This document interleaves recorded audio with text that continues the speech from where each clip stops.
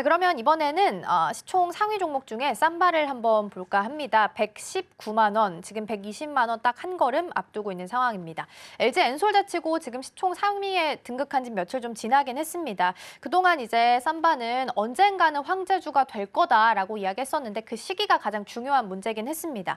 실적도 좋고 수주도 지금 괜찮은 상황으로 가고 있고 근데 지금 쌈바가 역사적인 신고가 구간에 있다 보니까 사실 끝을 알긴 좀 어려울 것 같긴 해요. 근데 지금 TP 130만 원대 나온 가격대도 있긴 한데 상방 여전히 그 정도까지는 열려 있다라고 보고 계실까요? 예, 저는 뭐 충분하다고 봅니다. 그러니까 130만 원대 이상까지를 좀 봐야 되는 게 맞냐면, 왜냐면 사실 실적이 주는 효과들이 크게 좀 반영되지 못했던 가장 큰 원인이 매파적인 금리 정책에 관련된 바이오 투심이 좀 악화됐던 영향 때문에 동조돼서 수급이 좀 위축됐던 그런 흐름들이 있었고, 최근에는 제약바이오 안에서에 대한 수급이 차별화되고 선별적으로 좀 움직이는 그런 부분들이 실적이라는 키워드가 좀 맞물리면서 오히려 우상향하고 있다는 좀 차이가 있겠습니다.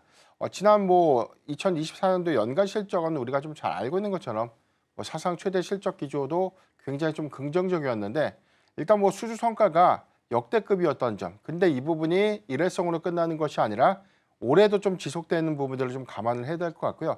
작년 하반기부터 사공장 램프업, 가동률이 좀 상향되면서 이익 기여가 좀 커졌는데 올해 5공장 가동이 됩니다. 이 부분은 이제 4월 시가동 통해서 본격적인 실적은 2분기 초 그리고 3분기에 좀 본격화되는 그런 부분들을 감안했을 때는 마찬가지로 5공장 선수주 물량들이 아마 올해 1분기 내지 2분기 초에 추가적인 수주 계약으로 좀 이어질 수 있겠다라고 볼 수 있겠고, 아직 명확하게 생물보안법에 대한 방향성이 확정되지는 않았지만 중국 규제가 그만큼 좀 심화되는 그런 부분들은 전반적인 어떤 이 빅파마들의 이제 국내 CDMO사들에 관련된 계약 건수가 증가될 수 있는 요인들이 최근에도 좀 많이 수주로 좀 증명되고 있는 그런 흐름들이기 때문에 삼성바이오로직스의 경우에는 이 일전에도 계속해서 좀 강조를 좀 드렸지만, 저는 단기적 관점에서는 충분히 130만 원대까지는 좀 돌파가 가능한 자리가 아닐까라고 볼 수 있겠고, 중장기 성과로 보면 수주의 연동 성과, 그다음에 6공장, 7공장까지에 대한 계획 플랜들이 좀 있기 때문에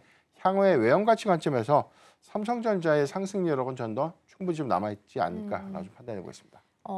TP가 한 130? 요 정도도 이야기가 좀 나왔었는데 일단 그거보다도 좀 더 상방이 좀 열려 있다라는 부분을 말씀해 주셨는데 TP 이야기가 나왔으니까 어제 화제가 좀 됐었던 핫한 종목이었던 것 중 하나가 또 이수페타시스였잖아요.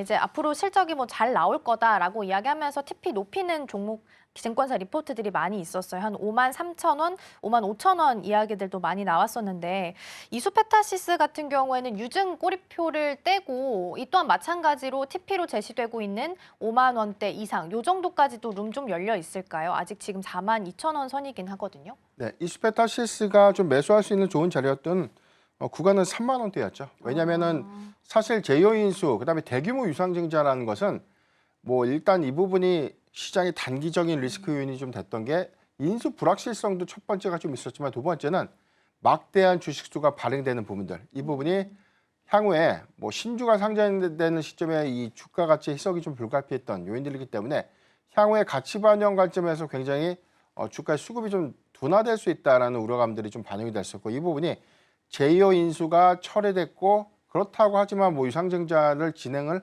안 하는 것은 좀 아니고 전체 금액보다 좀 축소된 이 시설 투자에 대한 이 자금에 대해서는 유상증자를 좀 원한대로 좀 진행을 하게 되는 것이죠.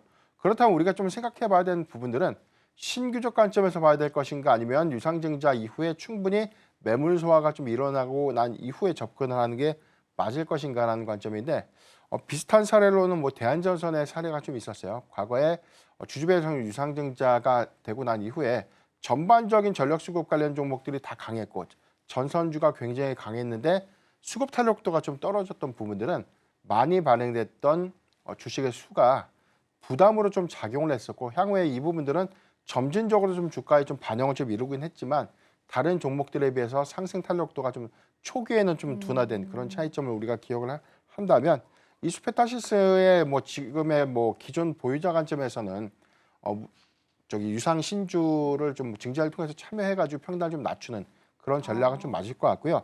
신규적 관점에서 저는 지금 접근보다는 신주가 향후에 상장되고 난 이후에 충분한 매물 소화를 좀 거치는 과정을 확인하고 난 이후에 접근해도 좀 늦지 않는다.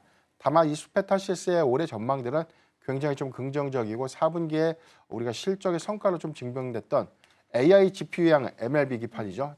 대면적 기판에 들어가는 이런 부분들에 관련된 수요는 앞으로 좀 계속해서 증가될 수 있는 요인들 좀 감안해 보면 뭐 성장에는 이견은 좀 없지만 단기적 관점의 주가 가치 희석은 불가피하다는 점 참고하면 좋을 것 같습니다.